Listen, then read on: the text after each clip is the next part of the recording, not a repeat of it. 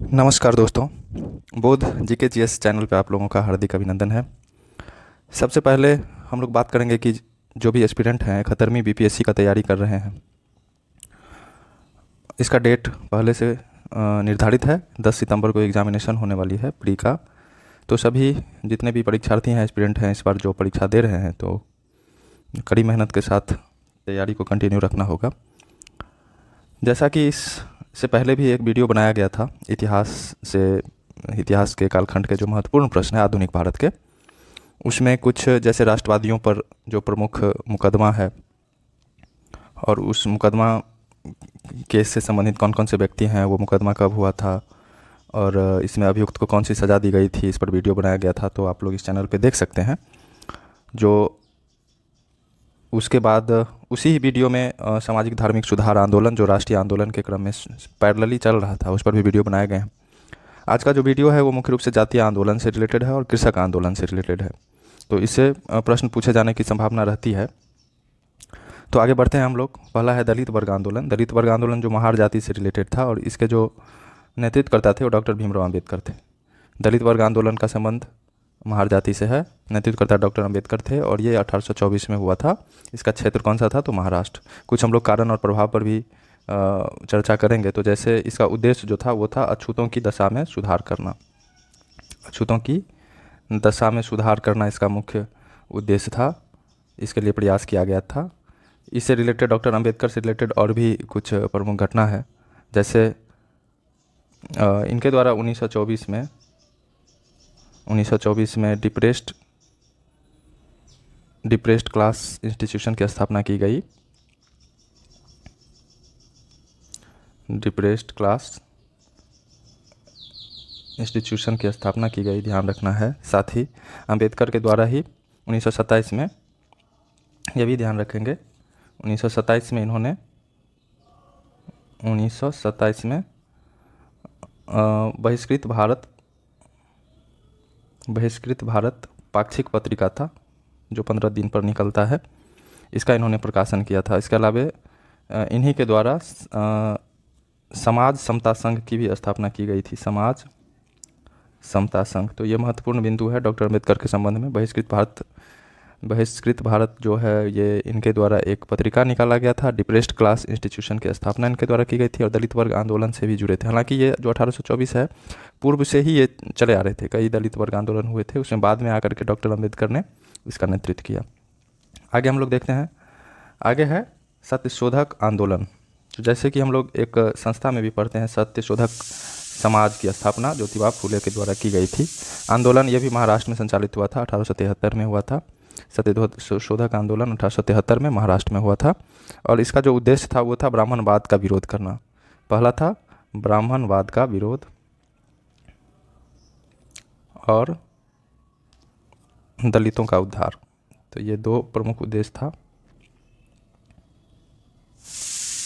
तो इसको ध्यान रखेंगे। नेक्स्ट है, साथ ही इसमें जैसे सत्यशोधक का ये ज्योतिबा फूले के द्वारा स्थापित किया गया था, इनके द्वारा महिलाओं के उत्थान की दिशा में भी काम की गई है, तो ध्यान रखेंगे। नेक्स्ट है अरबी पूरम आंदोलन। अरबी पूरम आंदोलन के नेतृत्वकर्ता कौन है? तो ये प्रश्न पूछने की संभावना रहती है। श्री नारायण गुरु के द्वारा किया गया था अरबी पूरम आंदोलन की स्थापना। अरबी पूरम आंदोलन श्री नारायण गुरु कब हुआ था? तो 1888 में हुआ था। कहाँ से संबंधित है? तो केरल से। श्री नारायण गुरु अरबी पूरम आंदोलन 1888 केरला। नेक्स्ट है नायर आंदोलन। नायर आंदोलन के नेतृत्वकर्ता कौन थे? तो सीवी रमन पिल्लई।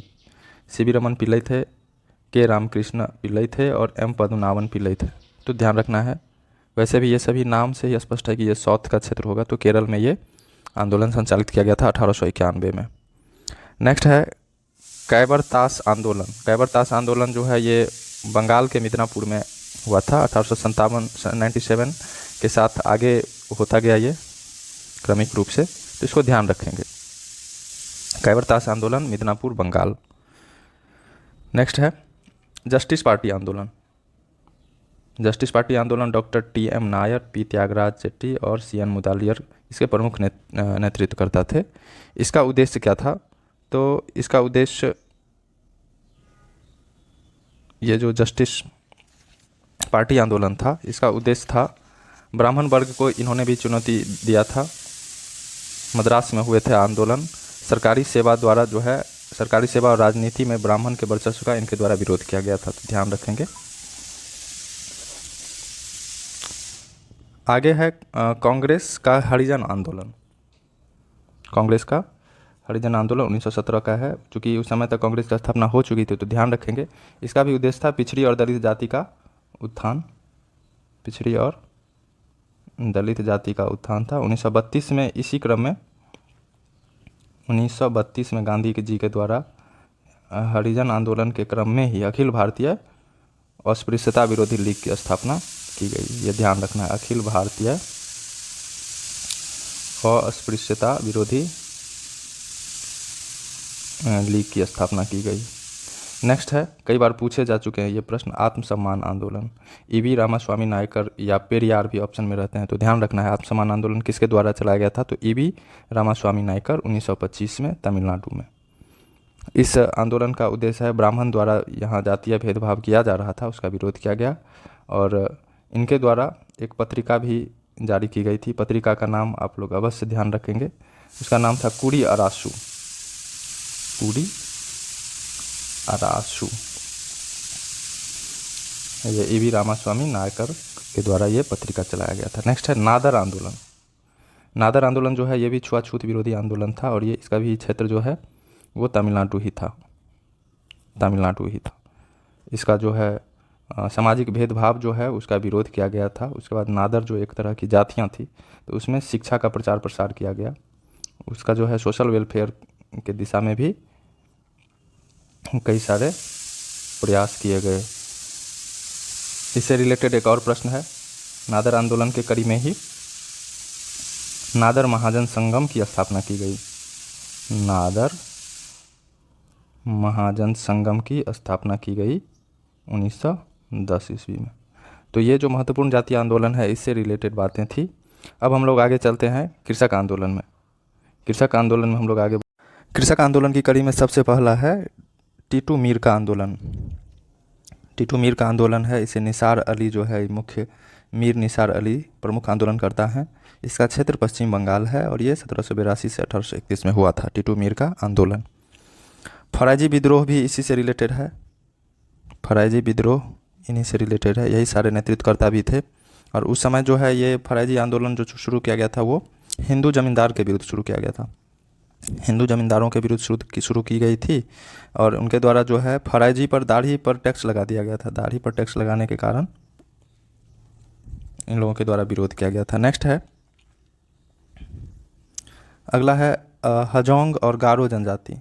हजोंग और गारो जनजाति का पागलपंथी आंदोलन, करमशाह और टीपू शाह इसके प्रमुख नेतृत्वकर्ता थे और ये बंगाल में हुआ था, ये भी बंगाल में हुआ था 1825 से 50 तक। तो पागलपंथी आंदोलन पूछे जाते हैं परीक्षा में। करमशाह थे, टीपू शाह थे महत्वपूर्ण नेतृत्वकर्ता, और ये बंगाल में हुआ था। नेक्स्ट है मोपला विद्रोह। तो मोपला विद्रोह जैसे केरल के मलाबार में हुआ था और 1836 से 54 तक एक बार चला। इसका दूसरा कालखंड फिर 1921, जिस समय असहयोग आंदोलन चल रहा था उस समय भी चला था। तो ध्यान रखेंगे मोपला विद्रोह कई बार 1921 ही ऑप्शन में रहते हैं, तो उसी को टिक लगाना है। इसका क्या कारण था, तो कारण था कि अत्यधिक यहाँ पर टैक्स लगा दिए गए थे जो किसान है, किसान के द्वारा। और इस मोपला विद्रोह के नेतृत्वकर्ता जो है मैक्सिमम अधिकांश लोग जो थे वो मुस्लिम समुदाय से थे। अंग्रेज़ों के द्वारा अत्यधिक बर्बरतापूर्वक इस मोपला विद्रोह का दमन किया गया था, ध्यान रखना है। केरल मलाबार में ये हुआ था। आगे है नील आंदोलन। जैसा कि पता है हम लोगों को, ये एक महत्वपूर्ण कृषक आंदोलन था और बंगाल के नदिया जिला से शुरू हुआ था ये। और इसमें नील आंदोलन के कड़ी में एक महत्वपूर्ण पत्रिका है नील दर्पण, ये याद रखेंगे। नील दर्पण जो है दिगंबर विश्वास और विष्णु विश्वास जो है ये प्रमुख नेतृत्वकर्ता थे इस आंदोलन के। इसका क्या कारण था, तो कारण था कि जो यूरोपीय नील बगान मालिक के द्वारा अत्यधिक शोषण किया जाता था, जिस तरह चंपारण सत्याग्रह में हुआ था। यही है इस आंदोलन का जो एक सफलता कहा जाए, ये था कि 1860 में अंग्रेज़ों के द्वारा नील आयोग गठित किया गया। नेक्स्ट है मराठा किसान का दक्कन विद्रोह। दक्कन विद्रोह पूछा जाता है 1875, इसका वर्ष है महाराष्ट्र के पूना और कारदेश गांव में ये हुआ था, ध्यान रखेंगे। मराठा किसानों का दक्कन विद्रोह और इसमें जो है साहूकारों के द्वारा जो किसानों के ऊपर भ्रष्ट आचरण किया जाता था उसका विरोध किया गया था। और इसी कड़ी में 1879 में एक कानून लाया गया अंग्रेज़ों के द्वारा, दक्कन कृषक राहत अधिनियम। दक्कन कृषक राहत अधिनियम, तो ध्यान रखेंगे दक्कन कृषक राहत अधिनियम मराठा किसान के द्वारा जब उपद्रव किया गया तो उसी कड़ी में लाया गया था। अगला है रामोसी विद्रोह, ये भी एक कृषक आंदोलन है। रामोसी विद्रोह एक कृषक आंदोलन है और बलवंत वासुदेव फड़के इसके प्रमुख नेतृत्व करता है। वर्ष जरूर याद रखेंगे 1877 से 87, एक दशक तक चला था आंदोलन और ये भी महाराष्ट्र में ही हुआ था। रामोसी विद्रोह या कहीं कहीं रामोसी कृषक विद्रोह से भी पूछ सकता है। इसका कारण क्या था, तो जो भी उस समय जो है महाराष्ट्र में अकाल आया हुआ था और अकाल पीड़ितों को जो तत्कालिक प्रशासन था वो उसको सहायता पहुंचाने में असमर्थ थी, असफल थे, इस कारण से विद्रोह किया गया था। अगला है पावना विद्रोह। नेतृत्वकर्ता बस याद रखेंगे केशव चंद्र राय, शंभुनाथ पाल इसके प्रमुख नेता थे, बीसी चटर्जी, आरसी दत्ता। तो जो मुख्य है उसको अवश्य याद रखेंगे, बाकी जो सहयोगी है उसको भी ध्यान रखने का प्रयास करेंगे। पावना विद्रोह ये भी बंगाल में हुआ था 1873 से 76 के क्रम में।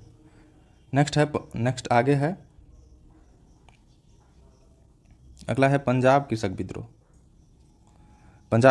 19वीं शताब्दी के अंतिम दशक में पंजाब में हुआ था और इसका जो उद्देश्य है किसानों के द्वारा उनका भूमि छीने जाने के कारण किसान अत्यधिक उग्र हो गए थे और इस कारण से यह आंदोलन शुरू किया था, पंजाब कृषक विद्रोह शुरू हुआ था। और 1900 में बाद में पंजाब भू हस्तांतरण अधिनियम भी पारित कर दिया गया, जिससे किसान जो है अत्यंत आक्रोशित थे, ये ध्यान रखेंगे। अगला है, ये चिर परिचित क्वेश्चन है, कई बार बीपीएससी पूछ चुका है, ये चंपारण सत्याग्रह कब हुआ था, चंपारण सत्याग्रह कहाँ हुआ था। तो ये एक अत्यंत महत्वपूर्ण क्वेश्चन है, कई बार पूछे जाने के बावजूद भी बार बार पूछती है बीपीएससी, ध्यान रखेंगे। पता ही है कि जो तीन कठिया व्यवस्था जिसमें यूरोपीय नीलों के द्वारा जो है 3/20, मतलब अगर 20 कट्ठा भूमि है तो उसमें 3 कट्ठा में नील की खेती करना अनिवार्य था। इस कारण से किसानों को तरह तरह का असंतोष था, कई तरह से उनका शोषण होता था, तो जिसके विरोध में ये चंपारण सत्याग्रह हुए थे, याद रखेंगे। आगे है खेरा किसान सत्याग्रह। खेरा किसान सत्याग्रह जो है 1918 में हुआ था, गुजरात में हुआ था। ध्यान रखेंगे कि 1917 के सफलता के बाद 18 में खेरा सत्याग्रह हुआ था और इसका भी नेतृत्व गांधी जी के द्वारा ही किया गया था।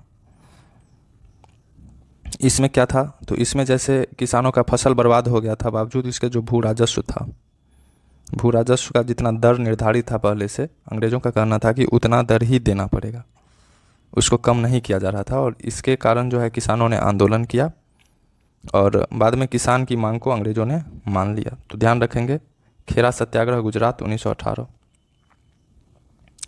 कई बार इन प्रमुख आंदोलन को जो है जैसे बारदोली है, खेरा है, चंपारण है और अहमदाबाद मिल मजदूर है, तो इसको क्रोनोलॉजी में पूछ देता है, तो ध्यान रखना होगा कि पहले कब हुआ था, बाद में कब हुआ था।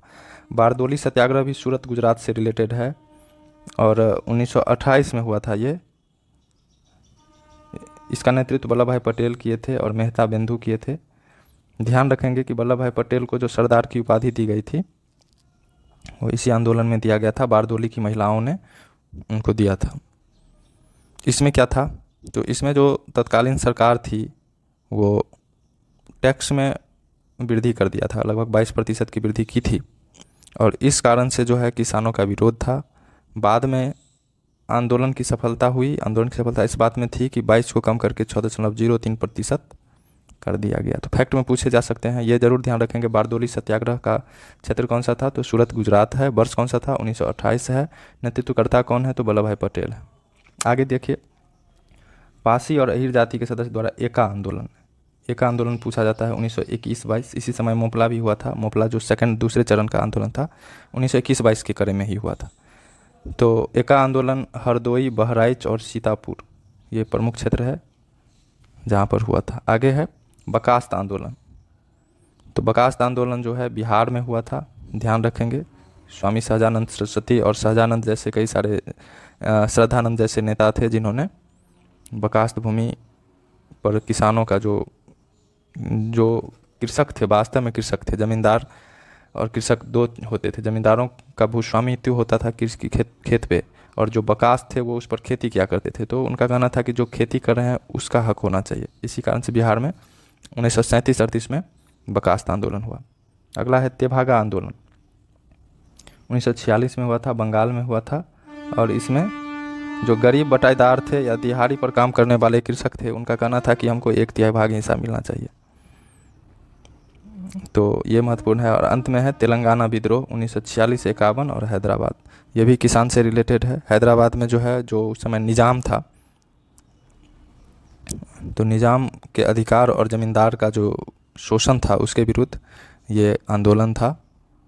और इस आंदोलन का, तेलंगाना विद्रोह का, किसान सभा तब तक स्थापित हो गया था। 1936 में ही किसान सभा के द्वारा भी इसका समर्थन किया गया था। तो इस तरह से आज हम लोगों ने देखा, पहला देखा कि जातीय आंदोलन, जो महत्वपूर्ण जातीय आंदोलन है जिससे परीक्षा में प्रश्न पूछने की संभावना रहती है, और दूसरा हमने देखा कृषक आंदोलन। तो प्रश्न आने की संभावना रहती है इतिहास के कालखंड में इनसे। तो इस वीडियो को हम लोग यहीं पे समाप्त करते हैं। आगे भी इस तरह के वीडियो अपलोड किए जाएंगे। आप लोग निश्चित रूप से यदि नए हैं चैनल, यदि आप लोगों को पसंद आया हो सारे प्रश्न पत्र, तो अवश्य लाइक करेंगे, और आवश्यक जो सुझाव है, सजेशन है, निश्चित रूप से कमेंट करेंगे। धन्यवाद।